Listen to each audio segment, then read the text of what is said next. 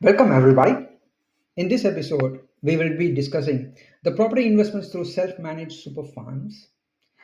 Before diving into the details of SMSF, its dynamics, the necessary regulations, and how to get started, I want to ask you an important question here.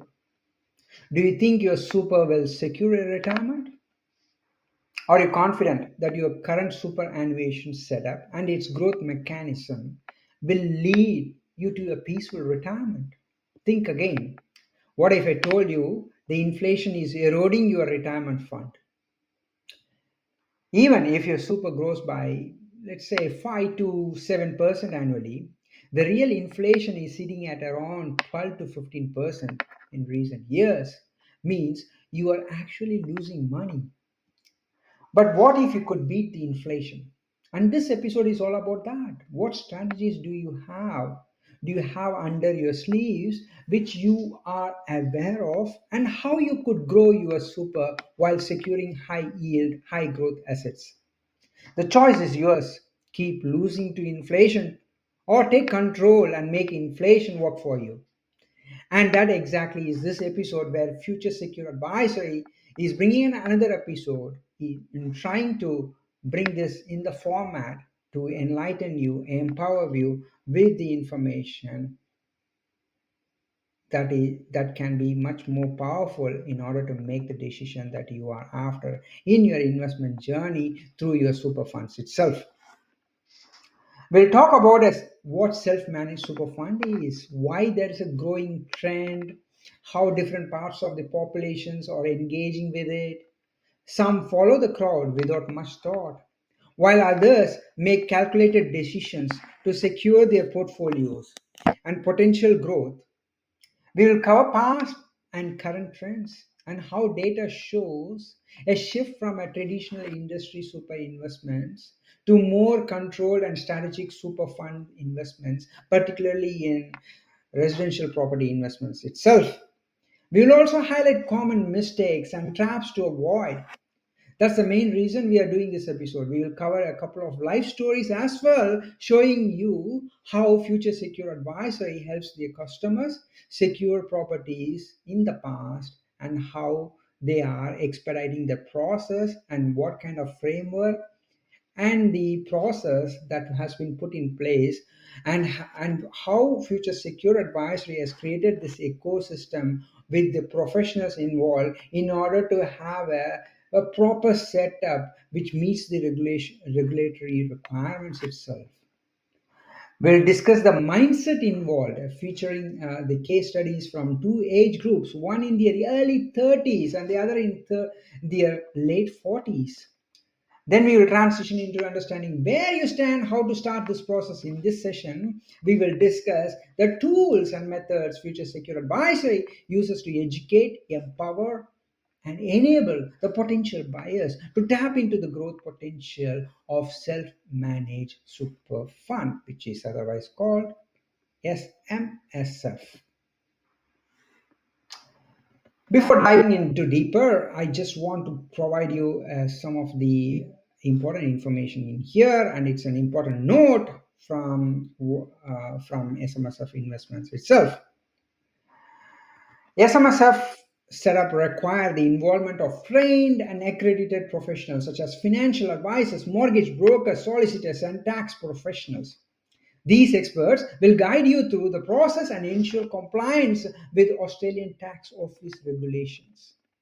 Future Secure Advisory focus on securing the property within the SMSF space and its scope, helping clients achieve the property investment goals. This episode offers information but is no substitute for professional advice from financial industry space or accounting and taxation space itself. Always consult with the licensed professionals to make informed decisions before embarking on your SMSF journey. Now let's address the initial hesitation that anyone may feel.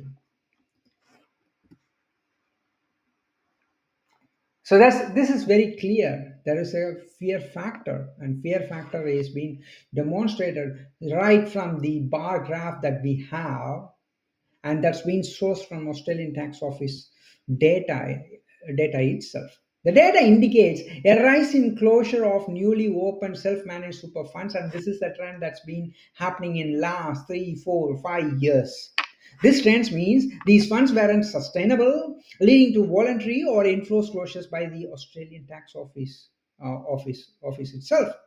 This pattern continued until 2021, 2022, and even to 2023 itself. In 2024, we have seen a 60% growth in the number of open accounts and a significant reduction in high exits and closure in SMSF compared to the previous years or the previous trends itself. This indicates a growing maturity among early adopters who are now making a careful decision to optimize the growth potential of their super money, especially in real estate investments itself. The current trend is driven by high interest rates impacting the affordability of home loans from the normal lending space, which means that the other potential that the buyers have is in tap into the matured self-managed super fund itself to source the deposit for their next investment. Many people struggle to access the funds for their property investment, often turning into the super fund. Unfortunately, this isn't the right approach because a super fund isn't like a regular lending source. When you buy a property through an SMSF, the equity can't be used for personal reasons. It is reserved for retirement. And for that matter, if an equity against a property in your SMSF setting itself, that equity cannot be used into any other property in SMSF settings as well. So it is not that you can transfer or leverage the equity from one property to another property in SMSF scope. Many people understand this, thinking that they can use the SMSF equity to enter the market and grow their portfolio in the normal lending space or in the SMSF space itself. That absolutely is incorrect. The misconception here is that entering the market with an SMSF can guarantee great growth. Unfortunately, in many cases, instead of growing, these funds declined by the value, declined by the growth, leading Australian Tax Office behind those people to close those accounts because those kind of investment strategy is not viable for the future in retirement. The ATO believes the investment choice made with the SMSF is inviable and won't support retirement plans. Therefore, there are significant assumptions and risks that make SMSF much riskier. And that's exactly is the trend that you are seeing in past few years, where the number of closures of the accounts are much more higher. And definitely, the number of accounts that has been closed that are of or that are being opened and are subjected to closure would only get enlightened by next year because ATO will have an eye on those accounts, and only then we know that whatever the establishments that has happened in 2024 is in a well established and has a solid foundation itself. So it's not up to ATO to verify this because the current interest rates and affordability of new homes aren't viable with the existing revenue setup. So people looking to enter into the market are turning into SMSF. But just because there's been a 60% increase in SMSF accounts doesn't mean they all qualify as sustainable investment plans. We will know the true figure by 2025 or 2026, considering the account setups in 2024. How many became successful? How many were voluntarily or regulatorily closed? This episode aims to provide a thorough understanding of the pitfalls and the cultural factors and bad assumptions made by the investor needs to be considered before investing their hard-earned money from industry super into a self-managed super fund, especially for property purchases. Currently, we are seeing a large shift from industry super to self managed super funds. Many people are taking the risk without fully understanding the unknowns or how to conduct a proper risk analysis in terms of property selection, to the region selection, to the suburb selection, and also what is the scope of maintenance work that can be carried out in those SMSF based assets itself. And that's exactly is the ignorance on the knowledge that the public does before investing SMSF funds into the real estate. There's a group who still in the analysis and planning stage. and they are mostly dealing with fear. They think managing an SMSF is very time consuming, requires a lot of auditing. But if you have the right accountant in the team to support you with the necessary knowledge, that's enough. A key difference between an SMSF and an industry super fund is the ongoing fees.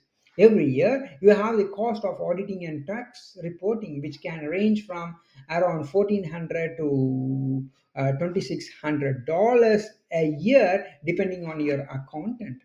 Most people believe that managing SMSF is a big expense and a lot of overhead. However, they miss that industry super fund also charge fees, which shows up on the account statements. Often people don't pay attention to those fees, but they can be anywhere between 1,400 to 2,500. This amount is taken out of your employer super contribution to maintain the account and cover overhead costs. So basically, what people think of an extra cost is actually a cost that already exists in industry super setup, but they might not be aware of it. In an industry super fund, you may not be able to invest in a specific property of your choice. However, with a self-managed super fund, you have the full control, full flexibility on your own investment. You can invest in variety of assets such as resources, international and national, residential or commercial properties. Currently, there are 1 million active SMSF accounts, which constitute to about 1% of the population. So last year, from the ATO records, we have received 23,000 new entries, and the open and active SMSF accounts have contributed to 70.2 billion in residential property investment. This makes up 1% of total revenue or transaction in the Australian property market. Additionally, we did touch on some pitfalls or common mistakes made by the population. There is no set target by ATO on self-managed super fund threshold on minimum fund required for investment. However, if you are investing in a residential property inside Australia, a minimum of 100,000 to 300,000 is needed to enter into the market. However, an experienced and methodical buyer agent will advise the buyer in entering into the market with optimal fund to tap in the growth potential. This is where Future Secure Advisory stands out in this offering itself. So investment restrictions means you don't have to buy only high grade new properties with great land and whatnot. Through SMSF, you can buy properties older than 40 years as long as the maintenance is up to date and the maintenance outlook is minimal to zero. Be aware, though, that you shouldn't buy a property that's heavily negatively geared, as it can be a burden to your super holdings. This financial strain can deplete your funds, and ATO might step in and suggesting you sell the property to prevent insolvency. So, as the SMSF owner or a director, you are responsible for ensuring the fund stays solvent and may need to act quickly to avoid unwanted interventions from ATO and regulatory bodies itself. That's why it is essential to have the right buyer agent, strategy architect, and the team when starting in property investments in SMSF space. This ensures you select the right property for expected growth. Remember, no renovations or alterations are allowed on the property you purchase, especially for major renovations, which can alter the configuration of your asset itself. Even if you have a large land area, you can't build a new house or granny flat or change the property configuration, as it won't be approved, and you will be in trouble with ATO itself. It's also crucial to balance the purchase price with the rental income to maintain a sustainable self-managed super fund. So let's look into a real life example with two case studies. Sam and Laura are in their mid 40s, and Sridhar and Anita are in the early 30s. And let's dive deeper into Sam and Laura, how they want to invest in property that they are dreaming for.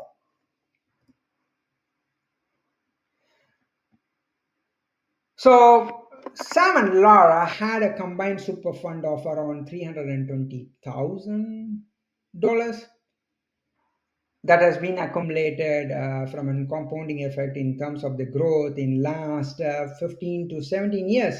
They were first generation immigrants who came to Australia in February 2008, and his wife joined in 2011.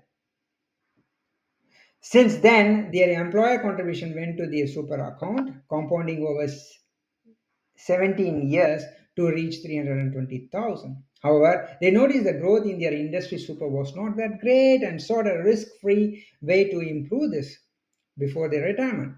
That's when they considered self managed super fund, but were deterred a few years ago because they lacked the right team in terms of the mortgage, finance consultants, accountant, and even for that matter, the right buyer agent to choose the best property for the best growth potential that can have a positive influence on their super fund growth itself. They began their journey guided by the future secure advisory. This team helped them understand the type of the property to look for and the timeline involved, usually around 4 to 5 weeks. They ensured that the property would still be available to accept an offer within that period. The advisory team worked closely with industry experts such as accountants and finance brokers to provide an exceptional support in order to secure the deal that to make their investment to grow better than the industry super fund itself. We completed all the paperwork inclusive of finance approval within the 8 working days. Laura and Sam qualified under the property search criteria and brought a 560K property with a 170K cash contribution. The bank requires a minimum of 30% deposit of the loan, which they provided. They secured a beautiful property that is clean, tidy, and is in great condition. And as you could see that the appliances require minimal to no maintenance, ensuring rental income is being kept intact. This income will eventually contribute positively along with their employer contribution. Since the property is in a dynamic and a popular area, it is expected to appreciate by 30 to 38% in the next 2 to 3 years. This applies to Laura and Sam, as well as to Sridhar, who are in the early 30s. They didn't have enough capacity to buy a property in the normal lending space because their funding was limited despite their aspiration. At the same time, they, they saw the humongous potential in the property investment space. However, Sridhar and Anita, who came to Australia 6 years ago and had a slow growth in their super fund with the industry super. This is exactly when they contacted Future Secure Advisory. We started moving forward with a strategy in place and secured a beautiful corner block of land with a property in Western Australia for a great deal of 130,000 as in a contribution from the super. Using the super money, they saw at least a 5% appreciation in less than 6 months. The projected growth for this property is around 10 to 15% year on year, meaning they could have double or triple their investment through super fund investments.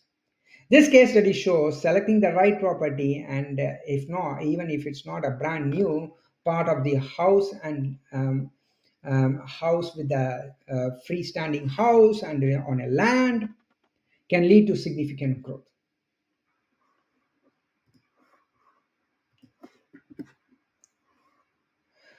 So to start, you need to have a proper setup with a property trust and the account which obviously your accountant will be able to shape that up and have those documents ready, which gives an approval and secure everything. You can approach the buyer's agent with the finance approval from there. The potential buyer can then discuss the property aspects, their growth goals, available funds, and their desired loan value ratio. Is it 70% or is it 60%? Meaning that they put more super funds into the low into the deposit, the lower the monthly repayment, and try to get the property to a neutral to positive gearing as soon as possible. That's the kind of the input the buyer agent should provide, and that's what Future Secure Advisory help them guide to make the decision. Plus, the buyer agents must have a full access to the mortgage broker to set the offer, the right price, and the rental expectations, all fitting within SMSF spice. This way, all due diligence is done to avoid buying a property needing a lot of maintenance, which could waste the super funds built up over decades, and importantly, making sure everything stays compliant with the 8-year auditing and reporting itself. So this is about the holistic approach to understand the trends and the kind of appreciation you get from the SMSF based investment compared to the industry super growth. If you're seeing a 10 to 15% appreciation in a property investment, but inflation is at 15%, it wipes out your investment itself. That's why we recommend considering SMSF for future security. However, setting up an SMSF, checking its viability, and assessing your borrowing power requires engaging the right team and asking the right questions. And this is where Future Secure Advisory has created that ecosystem with industry standard professionals and thereby bringing the best outcome for their buyers. The information is just a starting point. What can be done? What parts of property needs to be checked? And when considering an SMSF, given its limitations, you can't tear down the house or make big renovations. This explains why SMSF is such a hot topic right now. It's important to approach this with the guidance from industry experts like Future Secure Investment. What are you waiting for? And what are you waiting for? Act quickly, act wisely with the right team. Thank you.